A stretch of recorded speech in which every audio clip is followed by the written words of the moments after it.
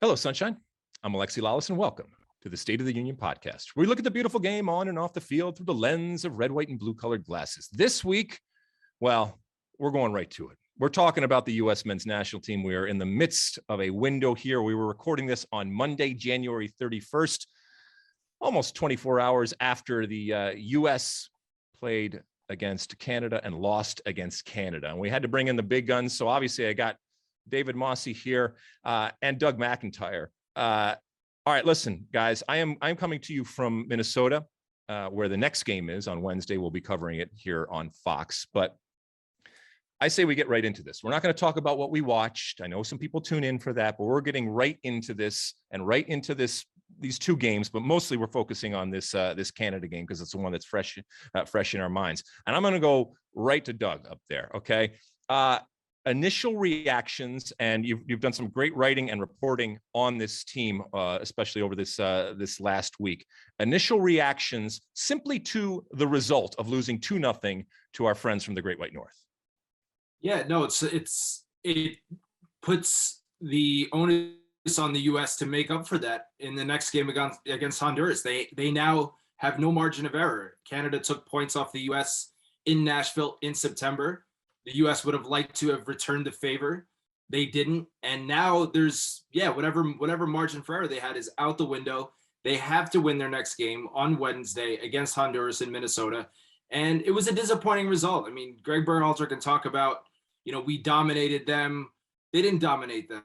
They had 64% of the ball and they didn't do very much with it. And they didn't generate as many shots on target as Canada did. So, how are you saying you dominated that game? And, so I was at the match yesterday. We were way up high on the 7th floor, had a bird's eye view of the field, and they were second best. I mean, Canada looked like they were up for the fight more. The U.S., when they got the ball, they looked hesitant. They didn't move it quickly. There were huge areas of the field that were open that they didn't exploit with quick passing, with quick thinking. And it was a just result. I mean, Canada deserved to win that game. The U.S. never, to me anyway, looked like they were really going to score. Weston McKennie had that great chance right before time. But that was basically it. I asked Berhalter after the game, possession and dominating, whatever, that's all well and good, but you got to put the ball in the net. And he said, well, we didn't really have a lot of chances. And it's like, well, how did you dominate the game if you didn't really put them under pressure? So, it was a disappointing result. I don't think there's any other way to spin it. He's the coach of the team. He has to stay positive. But, we all know what we saw, and it was a thoroughly deserved 2-0 victory for Canada. Agree.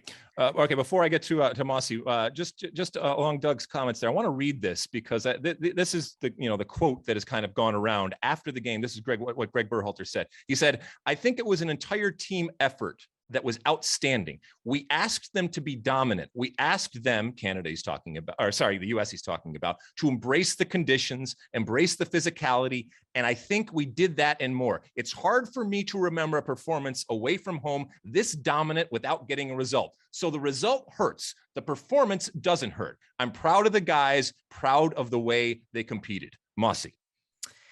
I like Greg Berhalter, but I find those comments absurd. I agree with Doug 100%. He's putting way too much stock in the fact that the U.S. had more possession and was in the quote unquote front foot for the entire game. But Canada scored in the opening minutes. Their game plan after that was clearly to sit back, let the U.S. have the ball, play on the counter. And like Doug said, the U.S. didn't create a whole lot, a couple of good chances, and that was it. So I don't know why he's hanging his hat so much in that performance. I mean, Doug, Greg Berhalter is a smart guy. I can't imagine that he actually believes everything that he said after that game. Is this about just wanting to project confidence in his players? And do you think there's something at play psychologically behind some of those remarks? 100%. He can't come out and throw his players under the bus. He wants to keep their confidence high. Again, that game on Wednesday is so important now. So he can't come out and say it was a terrible performance and we should have been better. He's sticking with his guys, and that's fair. But I agree with you. I mean, in the moment, I was kind of shocked. Like I couldn't believe. I thought he was initially going to say, he started off by saying I singled out some individuals after the El Salvador game. And I thought the next sentence out of his mouth was going to be, I can't point to too many good performances today, but he went the opposite way.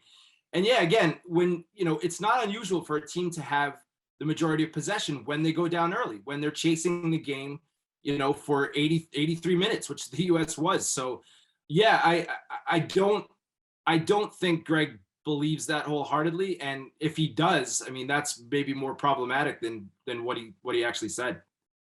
All right, guys, I've purposely been a little bit quiet.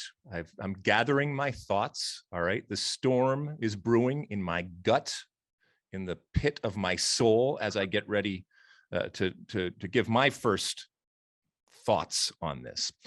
I think what we saw yesterday in Hamilton, Ontario, was the meeting of ideology and reality. We had and we saw a Greg Berhalter team that was so hell-bent on playing the way that they feel they need to play in a quote-unquote more progressive, more evolved way, that they forgot the reality that exists on the field, and even in normal circumstances, but certainly against a team like Canada. When it comes to what he was saying after the game, I agree with both of you in that I think it's preposterous. Having said that, I understand what he is trying to say, and sometimes what you intend to say is not how it comes out or how people interpret it. And rightfully so, he is getting criticized for this type of response. And a lot of it right after a game like that, within the emotion and all the passion of the game and the game that we actually saw. So there's a part of me that is the romantic. And we've talked about this for many years on this pod and in soccer circles. Greg Berhalter was put in place, and I think sees his responsibility as a mandate to change, to evolve, to become something more than what we are. And at times, I think we have seen that. At times we haven't. And the irony is, often at times where this team has been the most likable, and I would argue the most successful, is when they have been the most American, shall we say. But in this effort to be something more, to evolve, to progress, we have at times thrown the baby out with the bathwater, and we have forgotten who we are. This was not going to be a soccer game. This was going to be a bar fight. Yeah. And we went into it thinking it was going to be a soccer game. And when it became apparent to everybody that it wasn't going to be, we could not adjust. We were beaten in the bar fight. And so I raise my Labatt's and my Molson to my Canadian friends for what they did. Was it beautiful? There are probably people out there that would argue it was. Was it evolved? Was it progressive? No.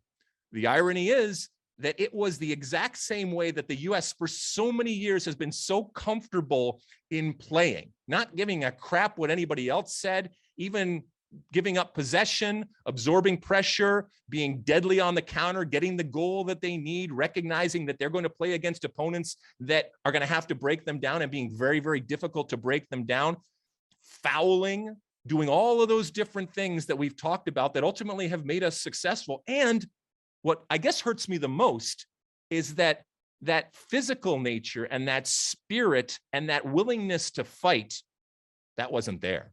That wasn't there. And that's what scares me. The inability for this team to recognize in that moment, despite their youth, despite their inexperience, the inability to recognize in that moment that no, what we want to do is not going to work on this day. And so we need to be able to change. And like I said, that romantic part of me says, I appreciate that Greg says, you know what? I'm going to die on this hill and I'm going to go down with playing like this. But as the great Sunil Gulati once said, it does you no good to stand on principle if you're standing on quicksand. And they should have known from the moment that whistle blew and the fouls started happening and the soccer gods didn't smile upon us when we let in a goal in, that they were standing on quicksand. Doug, other points to bring up, because there's so much to talk about when it comes to this game, other things that stood out to you.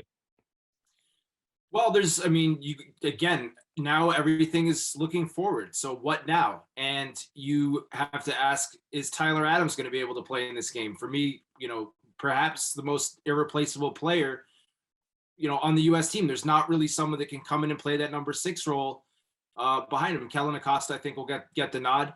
Adams hasn't been officially ruled out, but you saw him limp off the field. Common sense would tell you he's not going to be able to play. Looks like Chris Richards has a broken foot. Wasn't able to. U.S. played a man down for the last 10 minutes of the game. He's not going to be able to play. Apparently, Walker Zimmerman was held out with a hamstring issue. Berhalter said he's going to be fine, but you look at the temperature, and Lexi, you're already in Minnesota. I don't know how cold it is today. On Wednesday, we're talking about, like 2 degrees Fahrenheit at kickoff. That's not good if you have a muscle injury. So there's going to be lineup changes. The good news is Tim Weah, I think, will come back in. But again, I mean, you're right about the fight. And, Honduras has already been eliminated. But does that mean they throw out a bunch of guys, their second stringers, that are rested, that are hungry, that have nothing to lose, and they want to make a statement and make a name for themselves? Are some U.S. players going to be able to play 3 games? I'm thinking of guys like Anthony Robinson. There's not another left back on the roster. There's a lot of questions going into that game, and that to me is the biggest thing, because that Canada game's over now, and you look at the last 4 games, and there are, there's a trip to Costa Rica, there's a trip to Mexico, which, by the way, might not be the worst thing. I mean, the only team the U.S. seems to play well against or well against is Mexico. So I'm curious to see if they can go down to the Azteca and get something out of that game. The last 2 World Cup cycles, U.S. has been able to get a point at the Azteca. So, everything to play for now. But certainly the lack of fight that we saw, I think, should have people worried. Certainly when we all know what happened 4 years ago. So it's going to be tough sledding right to the end here, I think. Doug, does the U.S. have a Christian Pulisic problem? And if so, how much does it have to do with his situation at Chelsea? You see the struggles there. You hope that he can compartmentalize and flip a different switch when it's international play. But I don't know, watching him in these 2 games, it seems like the situation at Chelsea is affecting him with the U.S. national team as well. Yeah, and that's a worry, Mosse, because normally you would think, if you're going through a tough situation with your club, coming back in with the national team, with your buddies to play to get to a World Cup with a coach that loves you and is going to play you every minute would be a great situation. And the poor kid looks miserable. I mean, he really does. Like, I was really struck by how frustrated he got early in that game. There was a foul that he suffered where he's breaking free into the open field. There's a little bit of contact. It's not much. It was on the, from the press box, it looked like a foul wasn't given.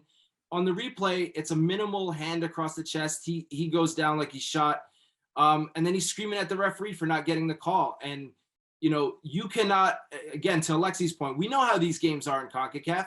You can't get into it with the referee in the first 10 minutes. You got to put your head down, you got to fight, and you got to just play through it. And the worrying thing for me with Pulisic is when he got the ball in spaces where you would have thought he would have been able to glide by someone, break lines, he really wasn't able to do that. He had a tendency to dribble into traffic again, which is something we've seen. And he does not look like a confident player right now. And you need your best players to be your best players, especially when it matters the most. And they have to be able to figure out a way to get more out of Christian Pulisic. We don't know his physical situation. We don't know if there's other stuff going on that's bothering him, but they need more out of him. There's no question about it. Yeah. So how do you solve a problem like Pulisic? I think that this is a topic for discussion and long discussion, probably, and rightfully so, because this is arguably our best player.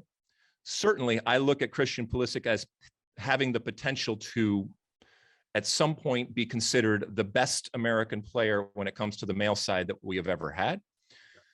Having said that, this is a young man who has been given every opportunity, every advantage, in some cases, every privilege, many more so than others, from a young age. And I'm not saying he hasn't struggled. I'm not saying that he hasn't had difficulties along the way. But from the passport to the development opportunities as a young player to the elite teams that he has been able to function within, including Dortmund and Chelsea, the opportunities that he has gotten both club-wise and national team-wise are, I think, warranted. And yet there seems to be this sentiment, and you talked about him in the terms you used, the poor Christian Pulisic, and everybody kind of seems to be worried that they are going to, they preface everything with, I don't want to crush him, and I understand he's young, and no, because here's the deal. Christian Pulisic, there seems to be this notion out there that he is being asked to carry this team. There seems to be the notion that not only is he being asked to carry the team, but he's being asked to carry American soccer. And I would push back on that. As a matter of fact, when I look at this team right now, there are many players on this team that aren't as skilled and certainly don't have the same potential that Christian Pulisic has, that are carrying him when it comes to the national team. He may have problems right now. Now, these are, as Tata Martino would say, champagne problems. And 99.999% of the world out there would love to be dealing with the problems. And we're not privy to everything that's going on. But if you are having problems, you solve them on your own time. We are qualifying for a World Cup. We are once again not asking Christian Pulisic to be the best player on the field every single game. We are simply asking for a consistency that is commensurate with the type of player that he is and the value that he has and the skill that he has. And I don't think that that is too much. So when I see Christian Pulisic right now, a shell of his former self, everybody, we're all asking why. I'm sure Greg Berhalter is asking why. And part of his job is to put him in a position to succeed. Part of his job is to decide when to pat him on the back or kick him in the ass ultimately. But this notion that he is under such incredible pressure that he can't live up to. No, because I think we've actually set the bar pretty low in asking him to be a factor consistently for the U.S. team, especially when we are playing in qualifying in these big games. He has plenty of experience. We know he has the skill out there. Maybe at times he's forcing it. Okay, I get that. Maybe it's a tactical thing. Maybe the left-hand side, him playing there, especially behind a Anthony Robinson who loves to push forward, maybe that's kind of neutering him in his ability. But this is not the Christian Pulisic that we need. And again, it's not the best player that we have ever seen. It's simply a consistency that is not there. And we seem so reticent to criticize because we're worried about hurting him. He's going to be fine. We're not going to break him, okay? But I do think that he warrants plenty of criticism, as does Greg Berhalter, absolutely, and all of these players. Now, this is all the doom and gloom that we're talking about right now. But to your point, it's still in our hands. 2 games at home against teams that we should beat, including a Panama that we know is nipping at our heels, but we get to play them at home. And obviously against Honduras, which is out of the octagonal, might not even have their coach. We're playing here in the freezing cold. And I have no doubt that the U.S. is going to go out and handily win this game. But some of these problems that we're talking about, some of these traits and characteristics, we understand and we know that the soccer gods usually they manifest at the worst possible time. So you got to nip them in the bud. You have to recognize when they are, and don't just brush them off. And then the 2 games, like you mentioned, Doug away. So I want to make sure that I'm not being, like I said, completely doom and gloom. As a matter of fact, I'm often very, very and remain very, very bullish about this team. But again, there are some things that we're seeing right now that I know are frustrating from the outside. They're probably frustrating from the inside too, but we got to make sure that we don't let this team off the hook simply because they are quote unquote young, simply because they are inexperienced. Yes, they've been given plenty of time to make mistakes, and we will give them the benefit of the doubt, and we have given them the benefit of the doubt. But if we are going to talk about all of the opportunities that we are giving to this great generation, with that comes expectation. I mean, I feel like I'm Debbie Allen in Fame. For anybody that ever watched the old show Fame, when she sits there and she starts tapping on the floor and saying, fame costs, and this is where you start paying. Well, all of this attention, all of this adulation, all of these resources, they cost. And the players right now are not paying. I need them to step up and start paying and start living up to the bargain, even though they're young, even though they're inexperienced. Because you know what? I wouldn't ask them to do that if I didn't think that they can do it. They can do it, and more so. And I'll leave you with this, and I'll turn it back to you. they have almost built this generation to be the ones to rectify the situation. It's not going to happen on our watch. You know, they talk constantly, individually and collectively. We're going to fix this. We're going to make this right. All right, here's your opportunity. Fix it and make it right, because this is not good enough. This is not good enough. Not losing to Canada. That can happen. But the way in which we lost to Canada, that irritates me and that irks me. I don't like to be irked. I think we just heard the 2022 edition of the Tattooed Millionaires rant. You know, you've updated every cycle. But Doug, how surprised are you that Ricardo Pepi didn't start either of these last two games? He went with Jesus Ferreira against El Salvador, Josue Zardes against Canada. We all thought at one point late last year that Pepi had sort of emerged as that starting center forward that the U.S. has been looking for. And it seems to me like his stock has gone down a little bit with Greg Berhalter, that he's now been tossed back into the pile with a bunch of other players. Is that your sense as well? It's weird, Mosse, because I think he started the last 5 qualifiers before this window. He scored 3 goals. He didn't score in the last few, but he makes the move to Germany. It happens early in the window. So he's able to go right over, start training, start playing games immediately. He hasn't scored for Augsburg yet, but he made 3 appearances. And, Josue Zardes and Jesus Ferreira have not played much since the MLS season ended. Neither of their teams made the playoffs. Their last club game was in early November. I think they both played in the December friendly against Bosnia. But, it's fair to criticize, putting out guys that haven't been playing. They haven't been scoring because they haven't been playing. When you have a guy that, just was sold for $20 million and had been your starter up until this point. I do think we'll see Pepi play in Minnesota on Wednesday. I do. I have to think that that happens. Maybe, Berhalter's trying to protect him. He's a young kid. He just turned 19. But if you're on the team and you've played these games already, go get out there, get your guys out there and, sink or swim. I mean, that's it. There's no bringing guys along slowly here. This is for everything. And yeah, when you make a decision like that and it doesn't pan out, you leave yourself open for criticism. There's no doubt about it.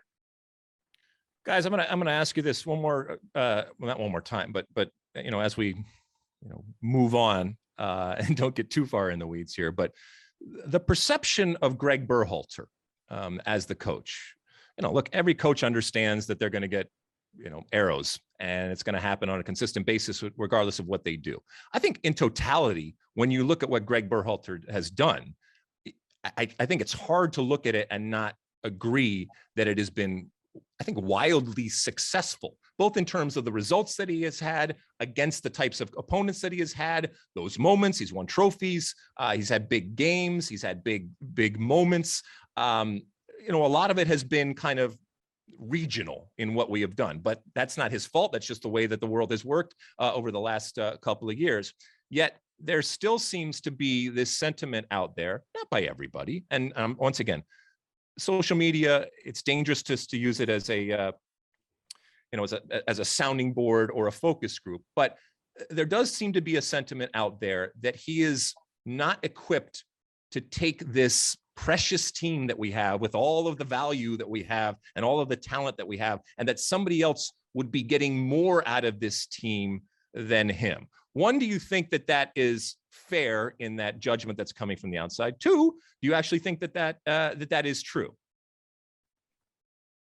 Yeah. You asking me, Lexi? Yeah, I'm asking you.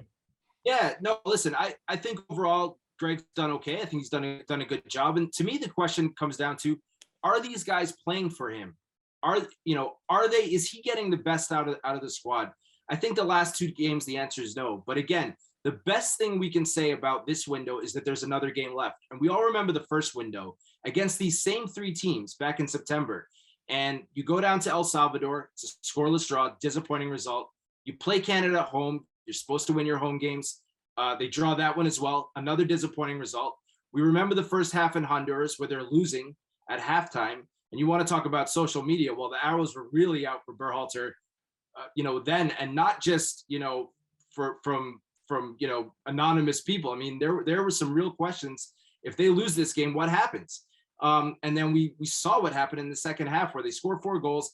and you end that window feeling all right. You got, the points that you thought you would get when it started. You had 2 away games and a home game, right? You get 5 points out of the window.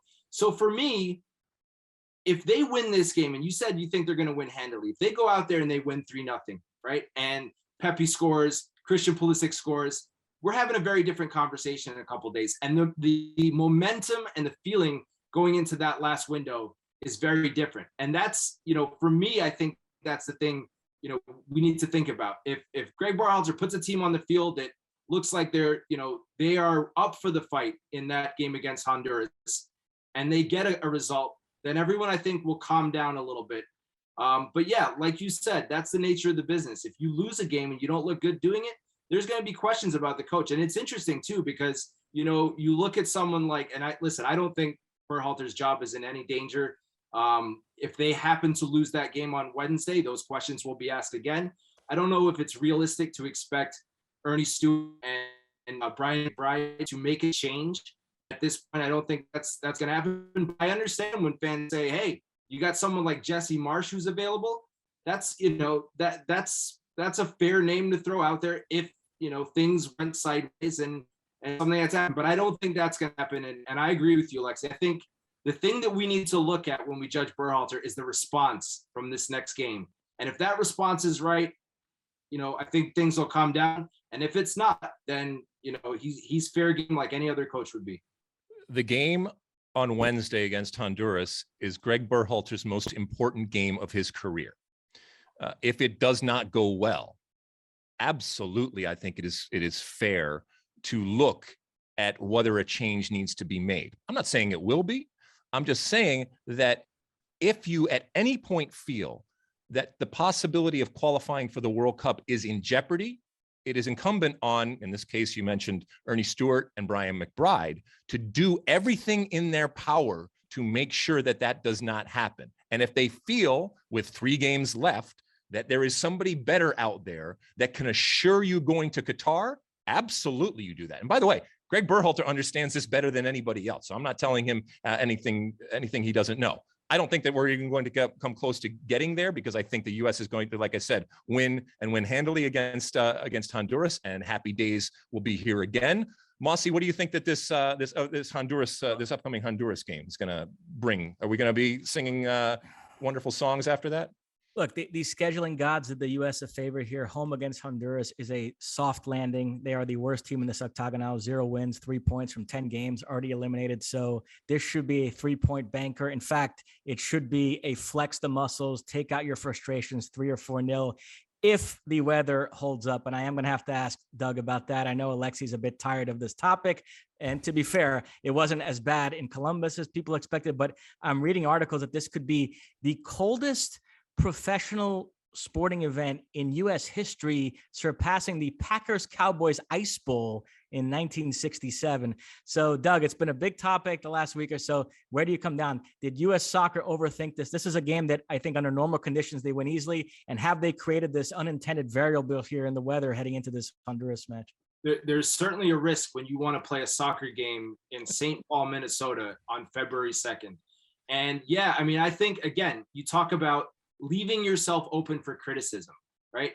If it happened to be 30 degrees or 25 degrees like it was yesterday in Hamilton, Ontario, same temperatures roughly in Columbus, they got a bit lucky. It was way colder on Saturday in Hamilton. It was beautiful yesterday. The weather wasn't a factor.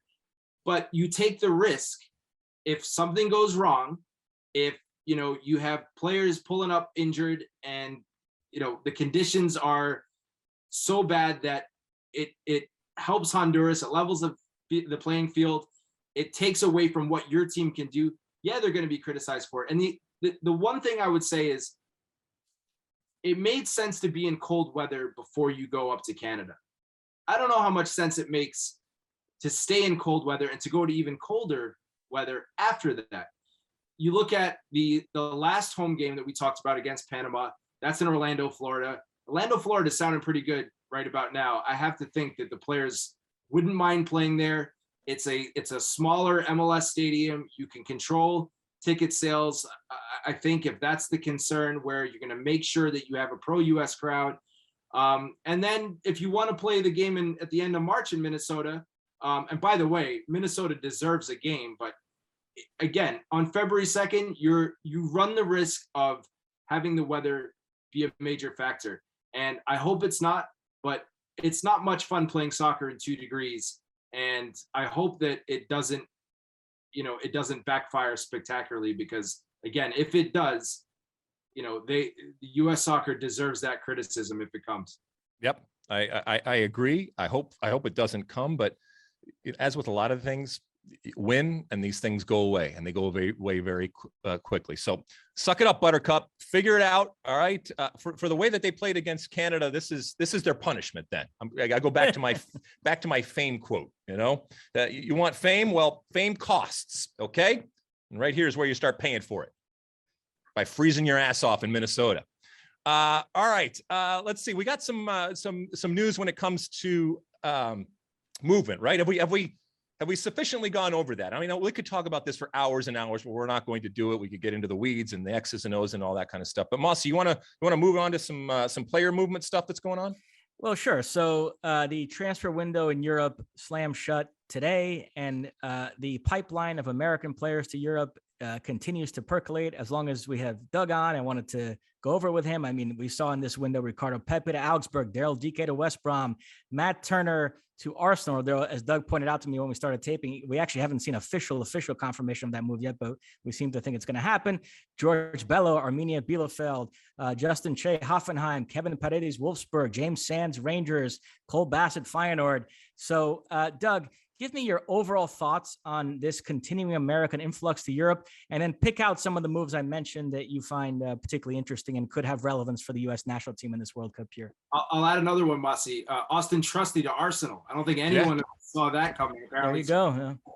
Yeah. But yeah, it's crazy. I mean, you think back to a few years ago, and I think that's part of the frustration, when the results aren't going well for the U.S. men's national team, because you have someone like Josh Sargent who's playing in the Premier League, who's not even called in, and there's a bunch of Champions League players. John Brooks, a Champions League level defender, not called in. It's night and day from. I mean, that wouldn't have happened 10 years ago, 5 years ago. So to see all these young kids going over, and to me, Christian Pulisic deserves a lot of credit, because he was the guy that went over, and Alexi mentioned he had a Croatian passport that enabled him to go over a bit younger, but he goes over, he gets a chance. He takes that chance, and slowly but surely you see more young players going over. And Weston McKennie, and how great was he against Canada? He was fantastic. Yep. He's been great for Juventus. So every time a young American player goes over to Europe and proves that they can do it, then teams want to replicate that. I think American players are still cheaper than a lot of players in other parts of the world.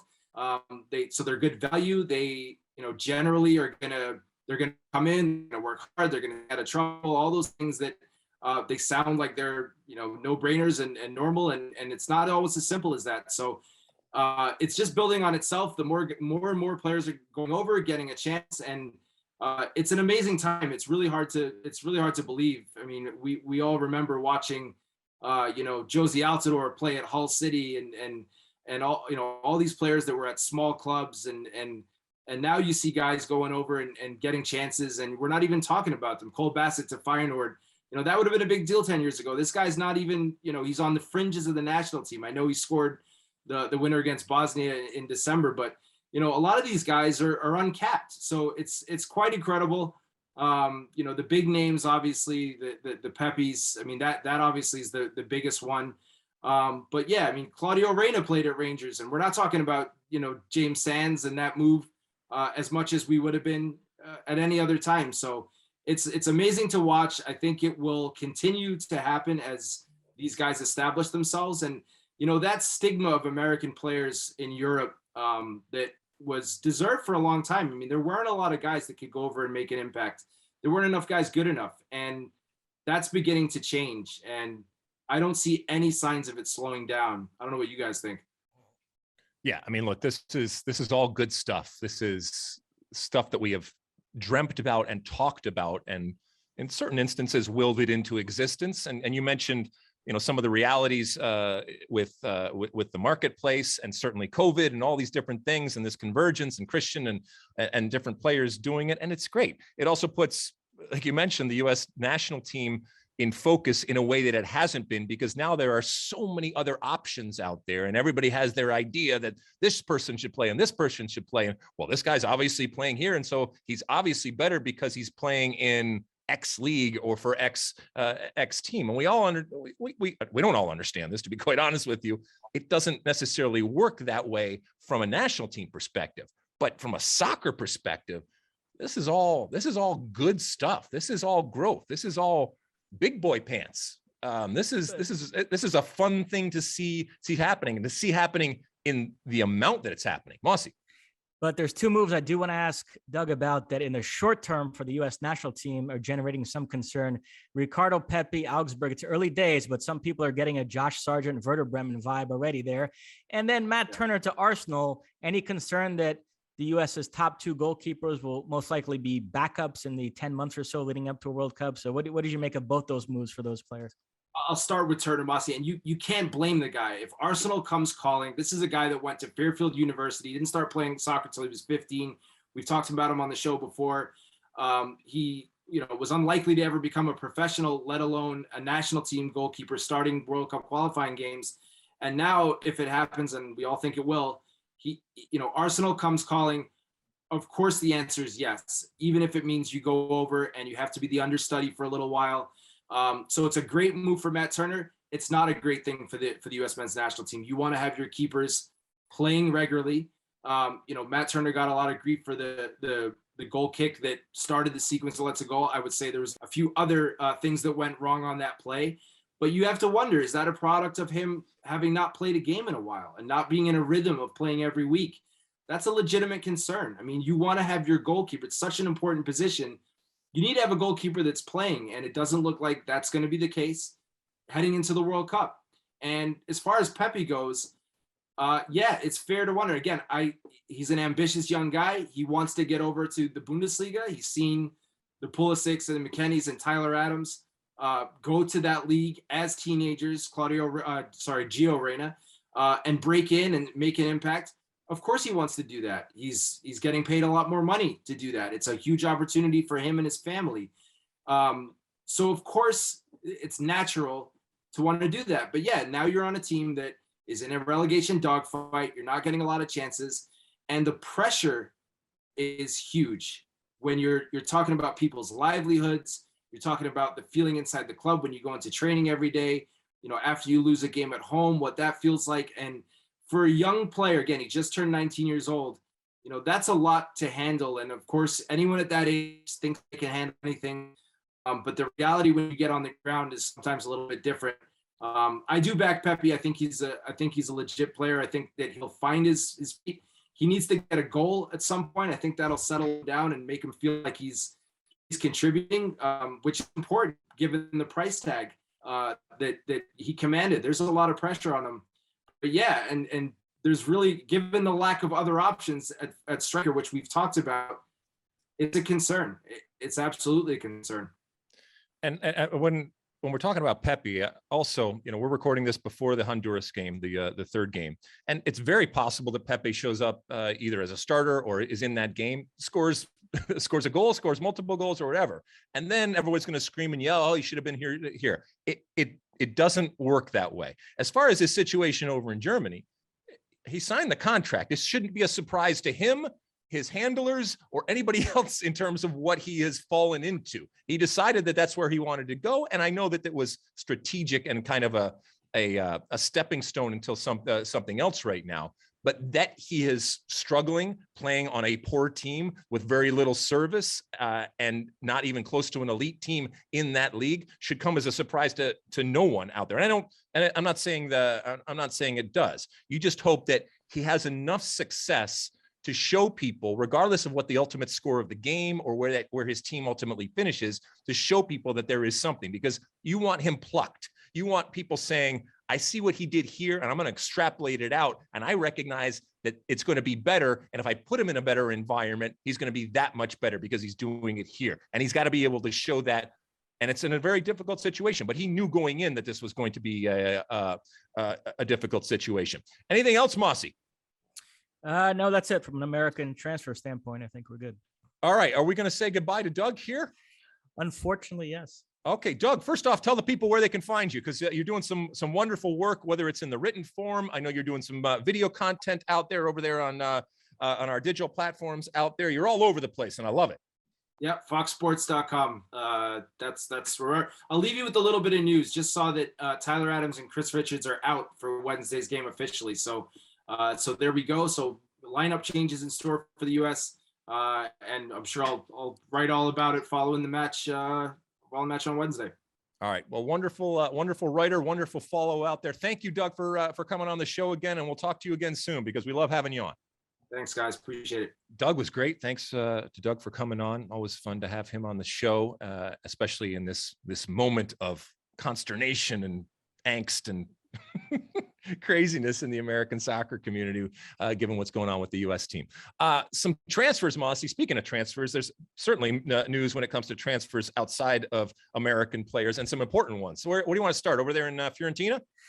Yeah, so the window is slamming shut as we speak. I would say the biggest move of this January transfer window involved a player who we talked about on the podcast a few weeks ago, Dusan Vlahović, who is a young Serbian striker who's been lighting it up for Fiorentina in the last couple of seasons.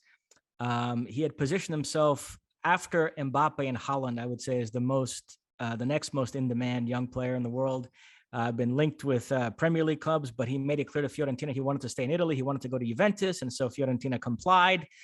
He has moved to Juventus, reported 75 million euros. So Juventus fans are beaming, fans of rival clubs are unhappy, but a lot of Serie A folk like Matteo Bonetti are thrilled that he's staying in Italy. They consider that a big deal for Italian soccer. There is a historical precedent here. About 30 years ago, Juventus famously signed Roberto Baggio from Fiorentina, and it led to riots on the streets of Florence. The fans are so unhappy. Thankfully, it hasn't gotten to that point with this move, but nevertheless, Vlahović off to Juventus. I mean, this is a step up, but you're also getting a proven Serie A goal scorer. And, we were talking in the last segment about stepping stones and looking at a player and being able to put that player in a different situation and extrapolating it out and saying, hey, just think of what he did here. And by the way, what Dusan did there was score a bucket load of goals for a team that's, average, right? So now you're taking him to a much better team where he's going to get even more opportunity to do that. And, the thinking is that this is a slam dunk, that you have the confidence that he understands the league, he understands the teams, he understands the style. I think that it's not only a feather in the cap of Juventus, but I think Fabrizio's absolutely right. This is a feather in the cap for Serie A, because there had to have been plenty of other suitors out there. Goal scorer, we know how important and valuable. Young, 21, I think, very, very young, but with a couple of Serie A big time goal scoring campaigns under his belt. So a lot of people would have wanted this player, and I'm excited. I'm excited to see, because we've seen Juventus take a little dip. If this is kind of because they're going to sign some others, one of their pathways back to the elite. Yeah, so Weston McKennie has a new teammate there. Juventus are being hailed as the big winners in this transfer window because they were able to unload Kulusevski and Bentancur to Tottenham for big money, two players they weren't really utilizing that much. So they signed the star striker, and their net spend was actually not that much because those deals all more or less offset. The other deal I loved was Liverpool signed Luis Diaz, 25-year-old Colombian winger who we saw last summer. He was the breakout star at the Copa America, scored incredible goals against both Brazil and Argentina. He's had a terrific season with Porto. The international goals have dried up lately, which has been a big problem for Colombia, who are in serious danger of missing out on the World Cup. But that's another conversation. He's a terrific player, great fit for Liverpool, for Klopp. So where does he play?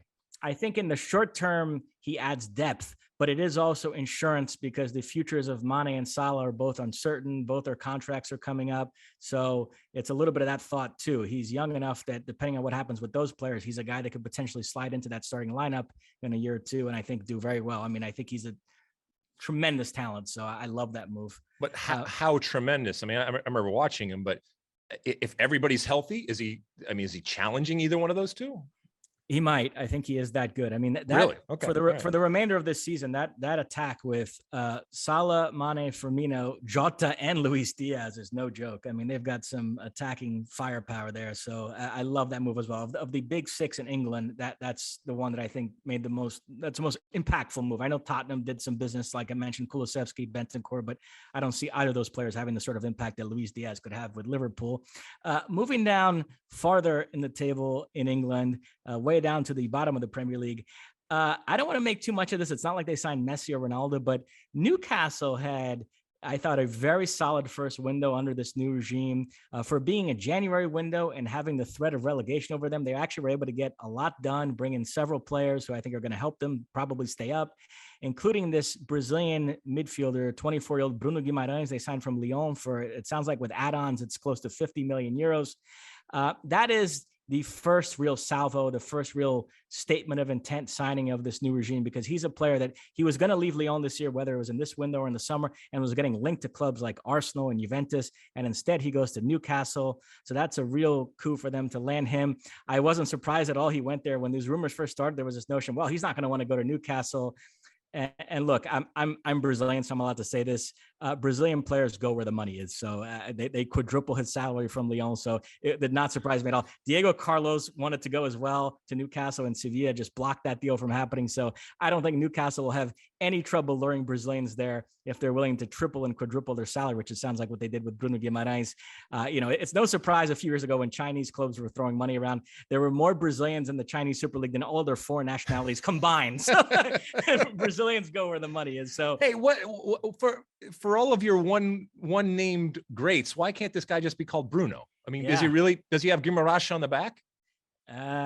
I don't know what he had at Lyon. Was it Bruno G? Or he should definitely go for Bruno. Hey, a question though, because this is going to come up time and time again. We already know that there's an inflated price for players when they go to the EPL, and there's an even more inflated price for player when they go to Newcastle. And I know you're talking about the money there. If he had gone someplace else, what would the difference be? Because he went for 50 million euro or 50 million pounds. I mean, regardless, you're talking into the 60s of $1 million, right? Yeah, I think they probably paid slightly above market value for him, but not crazy. But you're right. That is becoming an issue for them. When they come calling for a player, the other club knows that they can ask for a ridiculous amount, including this other Brazilian I mentioned, the center back for Sevilla, Diego Carlos, who they tried to sign. I thought the amount that Newcastle offered was very reasonable, and yet Sevilla wouldn't budge. They kept asking for more and more money, and it got to a point where Newcastle finally took a stand. So yeah, that is something they have to contend with, that everybody knows they're flush with cash so they can ask for crazy amounts of money. But so they got enough deals over the line this month that, like I said, I think they should stay up, and then presumably they would go on another spending spree in the summer and be off and running. I was texting with Warren Barton this past weekend, and he's very excited about all that's happening there. And then shifting over to Spain a little bit, I still think Real Madrid are going to win La Liga, but I will say Sevilla had a pretty good window. They added Tecatito Corona and Anthony Martial, and as I mentioned, held on to Diego Carlos. So they are, quote unquote, going for it, which is nice to see. And then I do want to mention Barcelona, who were very active. If you take it all the way back to the start of January, they added Ferran Torres, they added Dani Alves, they added Adama Traore, and it sounds like they've been able to add Pierre-Emerick Aubameyang, and we're able to register him somehow without unloading Ousmane Dembele. But this Ousmane Dembele saga was just almost surreal the last few days. They were desperately trying to unload him, offering him to every club in Europe essentially, and could not get a deal done. They are so sick of this guy. They are sick of the sight of him. And yet he's not helping out much. It seems like he's perfectly happy sitting on the bench the next few months, collecting a big fat paycheck from Barcelona, then signing as a free agent in the summer. So that was like a perfectly fine option for him. He didn't seem that eager to land somewhere else. And so from what I'm reading, the end result is they were not able to move him. So now they have to figure out, do we utilize this guy who we hate for the next few months? Do we punish him by leaving him on a bench, even though they could probably use him if they're fighting to get into the top four? And I mean, it's kind of a surreal situation there, but Ousmane Dembele. We don't know all the circumstances, but would you want Dembele on your team? Yeah, I have a weakness for him. I think in the right situation, he's a tantalizing enough talent that, we're going to get to, there's an Ask Alexi about Pulisic and Chelsea.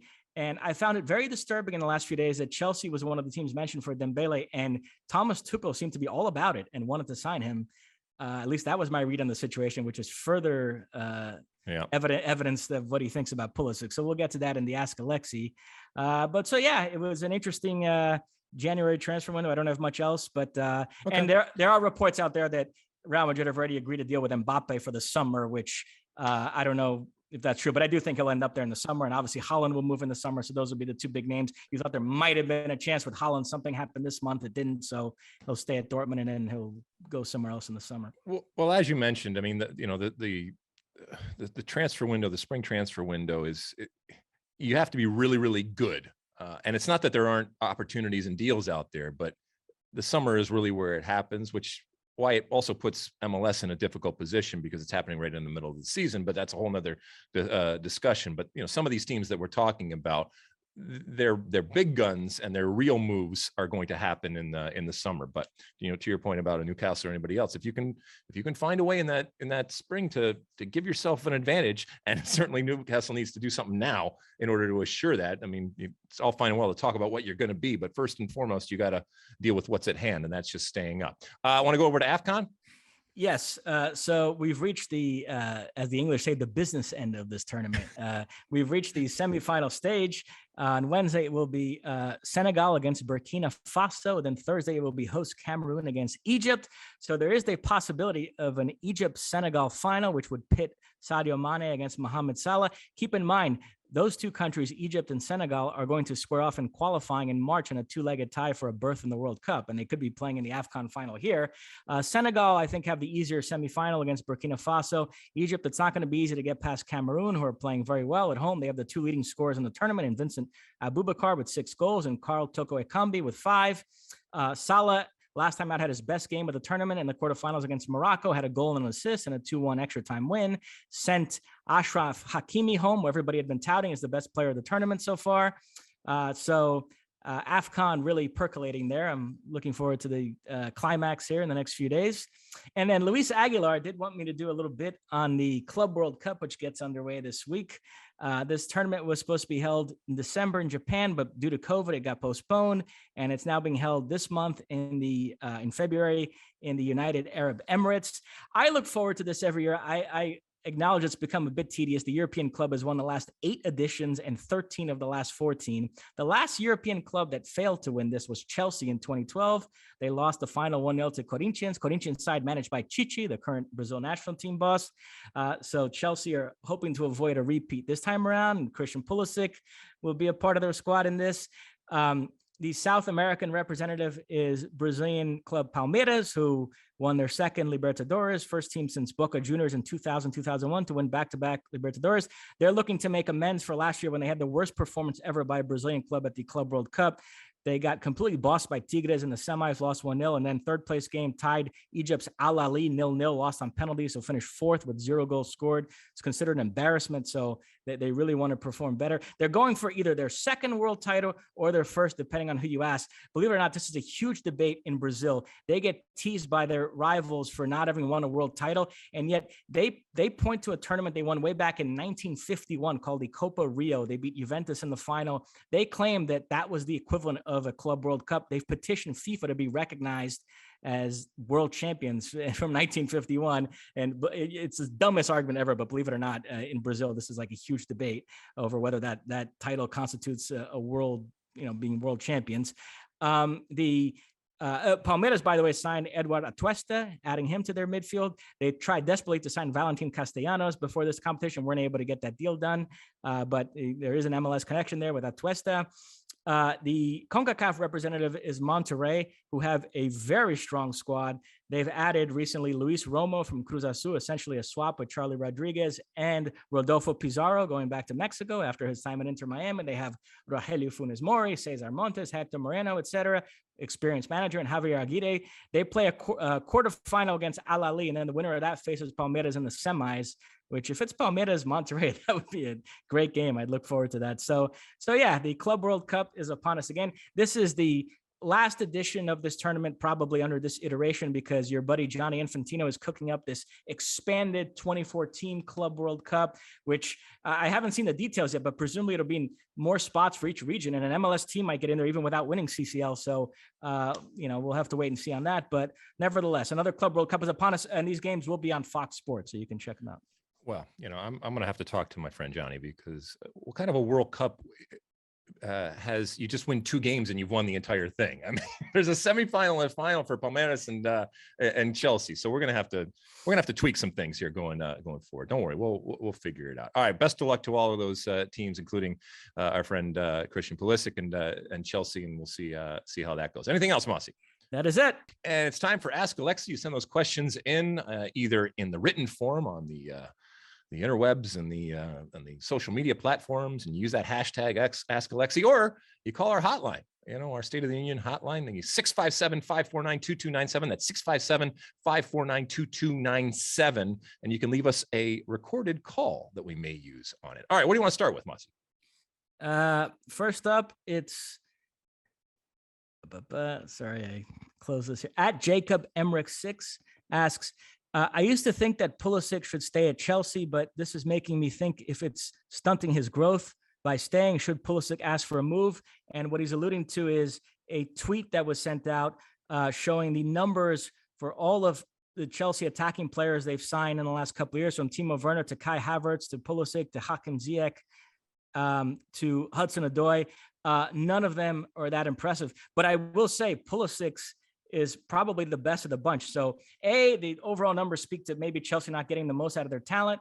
But as some people have noted, replying to this tweet, why is Pulisic seemingly getting more grief than some of these other players who are performing even worse than him? So it all leads to Jacob asking, is it time for Pulisic to leave Chelsea? Well, the reason why he's getting more grief is because he's American.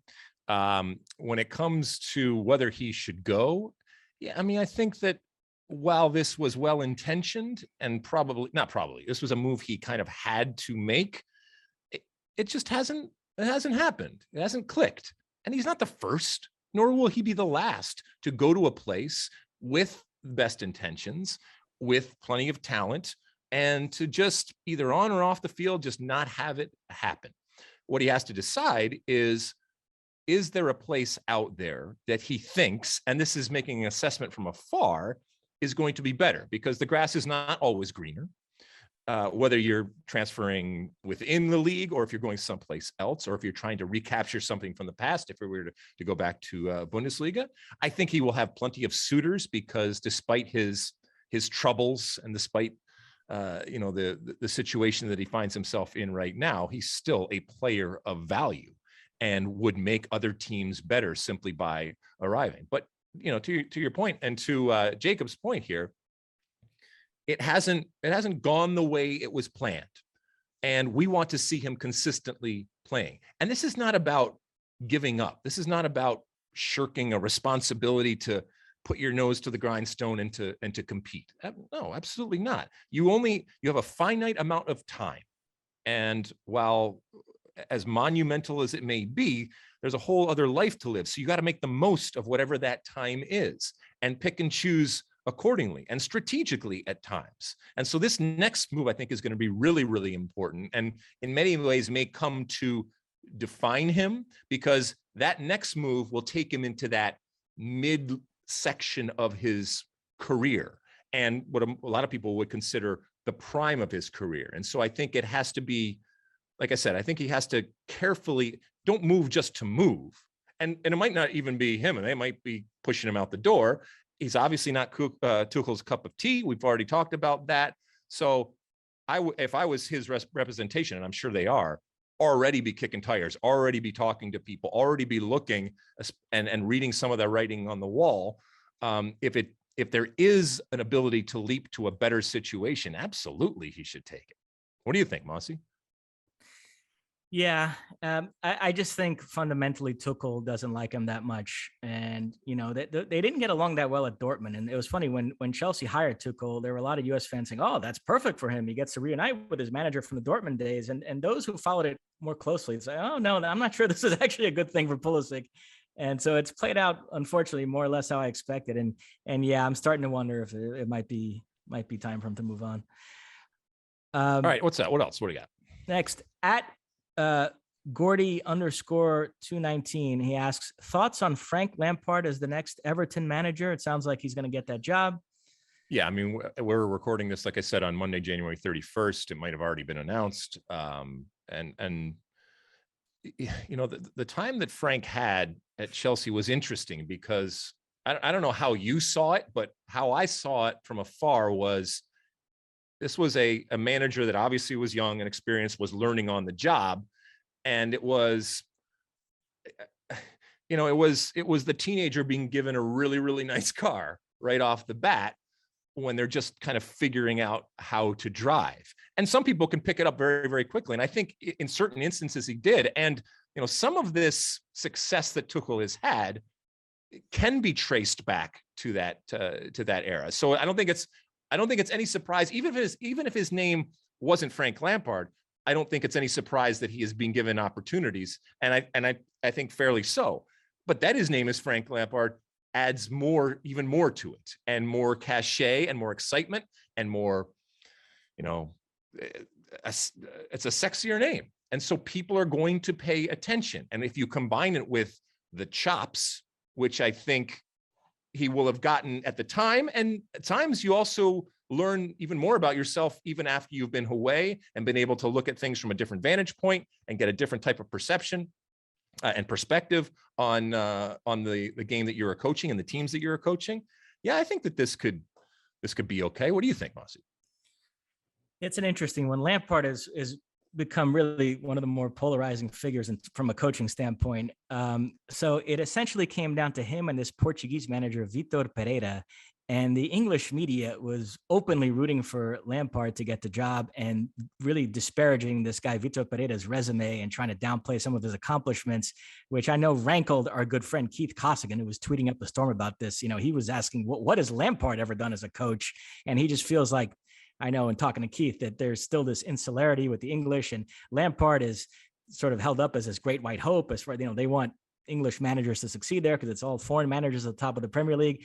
And so just the way this whole thing played out left a little bit of a bad taste. And so Lampard ends up getting the job. I know Vitor Pereira was hurt by some of the reaction, even on social media, with Everton fans kind of dismissing him and really pushing for Lampard to get it. And yeah, so Everton, it sounds like the owner preferred Vitor Pereira, but was based on the reaction sided with Lampard, which is not always the best way to run a football club. But yeah, we'll see. As you mentioned, Lampard did a good job with Derby County. I thought did a very solid job that first season with Chelsea. Remember, they were under a transfer ban. They had to go with a lot of young players. They finished in the top four, got to the FA Cup final, got to the knockout stages of the Champions League. And then they went out, spent all that money, and the job got too big for him. Kind of similar to what happened with Solskjaer at Manchester United. I don't think he was equipped yet to manage this star-studded squad with these incredible expectations of having to win major trophies.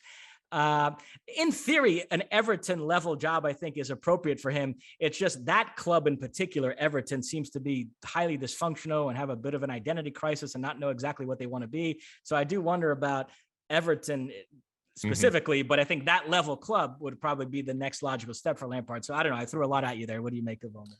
Well, I just want to make sure I understand. I want to clarify something. You believe that when it comes to a job, that you should pick the best person, the most qualified person for that job?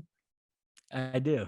Okay. I just want to be clear about that. Yeah, listen, it is a strange one for Frank Lampard because this requires someone who can very quickly fix a very problematic type of situation.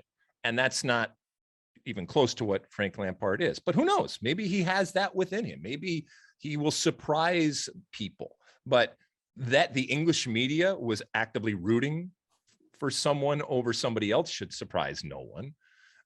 That they have no problem, accepting and, like you said, championing someone who has lesser experience and credentials and tools to do a job should also come as no surprise. All right, what else, Mosse? And finally, at CR Foreign Legion asks, in your MLS playing days, was your nickname the Red Bull? No. Where'd you read that? It says he read it online. He said he read that online, and it made him think of it because nicknames came up in a discussion on Sirius FC's United States of Soccer with Jason Davis yesterday regarding Jedi Robinson, Anthony Robinson. Jason Davis, the terrific host for Sirius FC, who I have the utmost respect for. Yes, absolutely. Love Jason. Listens to his show, and if you're listening to us, Jason, hope you're doing well. Look at you're creating content for us. I appreciate that. So the Jedi thing, when it comes to Anthony Robinson, he even said that it was weird getting called his real name. Like, he's gone by Jedi for so long, and yet I feel like this has just kind of happened when it comes to the U.S. Soccer playing nation out there, and the U.S. national team nation out there, that we're calling him Jedi. I did not have nicknames. I did not have nicknames growing up, other than, my grandfather calling me Red for obvious reasons. The whole ginger thing, redhead, carrot top, Rocky Dennis, Chucky, those types of things. Sometimes to my face, sometimes behind my back. So the whole redhead thing kind of lends itself to nicknames, but nothing that ever stuck, that ever took and stuck. And then when it came time, a lot of it was manufactured. We'd do posters, and it would be like the Red Menace. So it was a lot of red involvement, or Minister of Defense types of stuff. And this happens a lot of times, but nothing ever. I mean, my name is pretty distinctive as it is, and so I don't think there was ever a need. When it came to going to Europe, with the look and the goatee and all that kind of stuff, it was Buffalo Bill. There was a lot of Buffalo Bill and Barbarossa, and these types of things that they would talk about and associate. I did a lot of pictures, and there's caricatures of me as Buffalo Bill, and with the little goatee thing, and I did photo shoots as that, so there was a lot of Americana and American type of association, but nothing in particular. What about you, Mosse? When you were growing up, were you called anything, either by your family or friends or anybody else out there?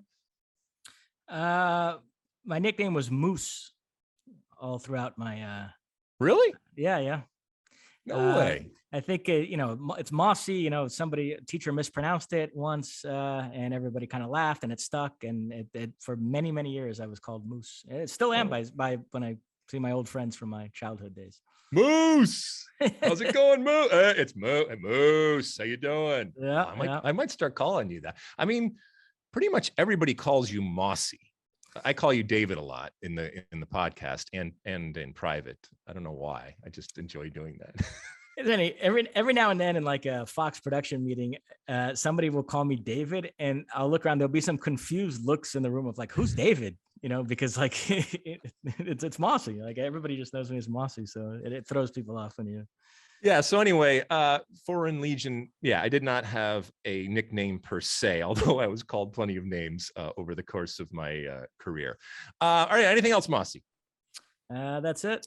All right, listen, again, a reminder, the hotline, 657-549-2297, 657-549-2297, and keep them coming, whether it's on the hotline or whether it's on Twitter or Instagram or Facebook out there. Use that hashtag Ask Alexi, and we pick through them each and every week, and we pick some out. Thanks again to Jason for, like I said, creating and providing us some content. All right, we got one more segment of the show, and as you know, at the end of each show, I give you my my one for the road. So we're going to take a real quick break, and we come back, I'll give you that one for the road. All right, welcome back. We're at the end of the show. And as you know, at the end of each and every show, I give you my one for the road. And this week, some congratulations are in order. The latest when it comes to the U.S. Soccer Hall of Fame, the latest inductees are out. And so let's congratulate Shannon Boxx, Hope Solo, Linda Hamilton, the great Clint Dempsey. Let's see, Essie Baharmas from a refereeing perspective, and the great Marco Echeverri, Bolivian international and great MLS midfielder. What a left foot on him. So congratulations to all of them. I think all worthy. And look, there's a whole list of players when you look at it that are worthy. I'm going to focus in on Hope Solo, because it's been a number of years now that she has been eligible. And Hope Solo at times has been a lightning rod. At times she has rubbed people the wrong way. And because of that, over the years, when it came to the voting and it came to the Hall of Fame, there have been those that didn't feel that she was of quality, I guess, or of sufficient quality. And everybody has their own reasons. Some of them are from afar. Some of them are up close and personal. When it comes to voting, you got to make your decisions. I have voted her now for numerous years because ultimately, as I've said before, I want her on my team if I'm playing a soccer game. I want her in goal because, you know, she is arguably the best American soccer player, man or woman, that we have ever had. And this is absolutely deserving. We were watching on the CBS broadcast, the Paramount Plus broadcast, as they announced and they informed Shannon Boxx and Clint Dempsey and Hope Solo. And you know, Hope was very reserved, and a lot of things were probably going through her head. I don't know if she's going to accept it. I don't know if she's going to attend. Who knows? It wouldn't surprise me in the least.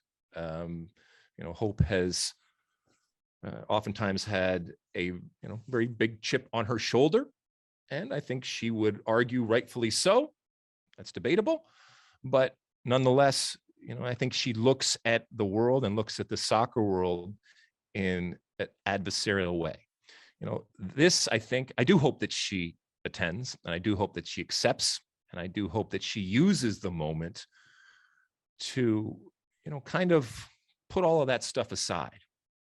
And she deserves a moment to be celebrated for what she has done on the field and for the player that she was, as do all of these inductees. But when it comes to Hope Solo, as I said, because of her larger than life personality, because of things that she has done, not just on the field, but off the field over the years, you know, because of the way that she oftentimes holds herself, you know, she has come in for criticism and slings and arrows from different sides at different points. And look, it comes with the territory. If you're going to put yourself out there and you are going to be bigger than life, people are going to take issue, sometimes rightfully so and fairly so. But, you know, all of this is to say is, you know, all of these players put on that shirt ultimately, and that whistle blew, and you were able to put all of that other crap aside.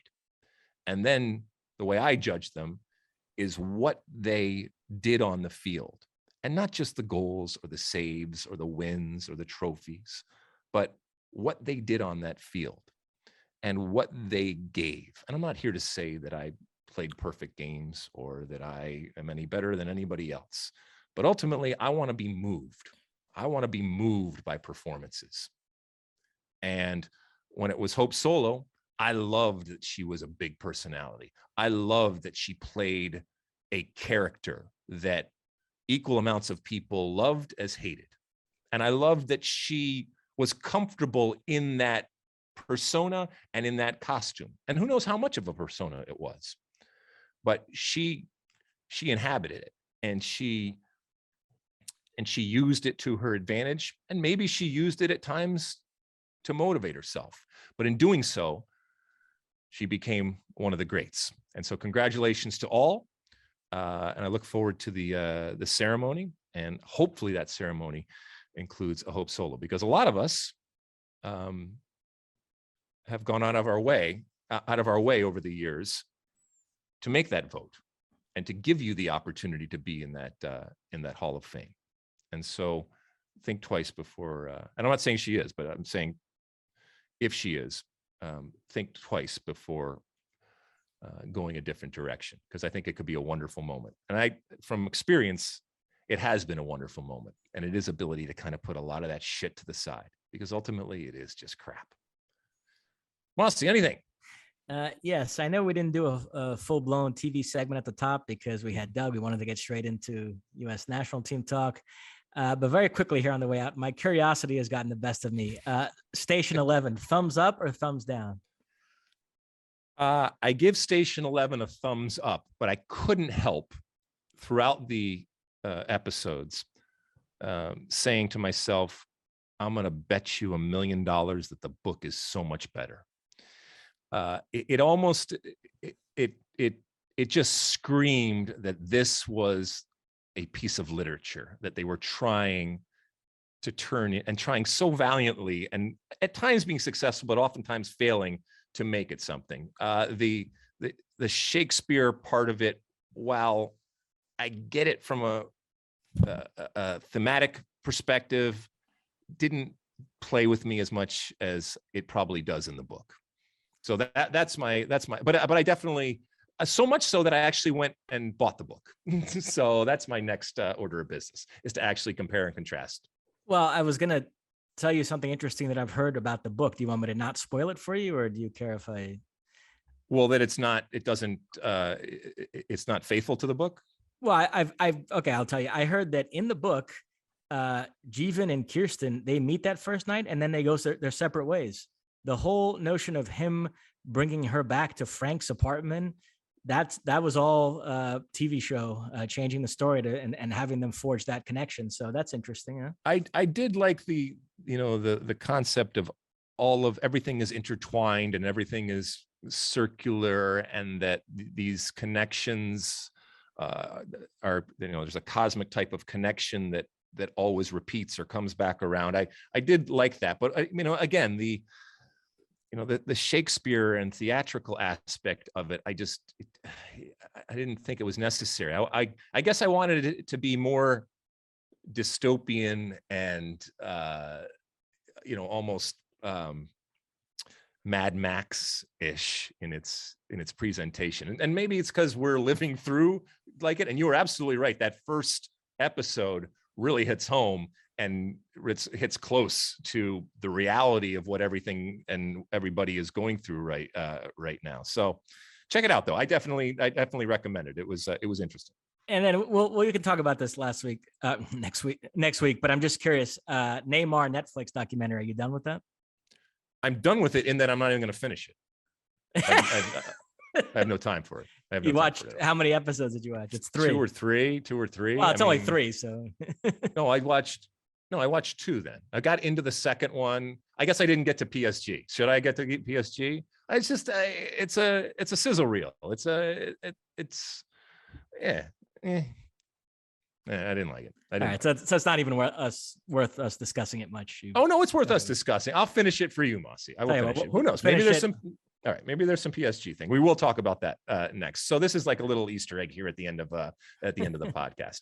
All right, thank you for hanging with us here. The sky is not falling. All right, everything is going to be okay. I guarantee, both on and off the field, it's going to be okay. I'm thinking good thoughts for Greg Berhalter and company. I am here in Minnesota. I'm going to freeze my ass off, and I'm going to do it willingly and with a smile on my face, because I know at the end of it, I am going to get another 3 points and that much closer to qualifying for a World Cup and returning us to where we belong. Until then, and as always, keep downloading, subscribing, rating, doing all the different things that you do. And as always, size the day. You like that clip? Well, my State of the Union podcast drops every week. Subscribe now on Apple Podcasts, Spotify, or wherever you get your podcasts.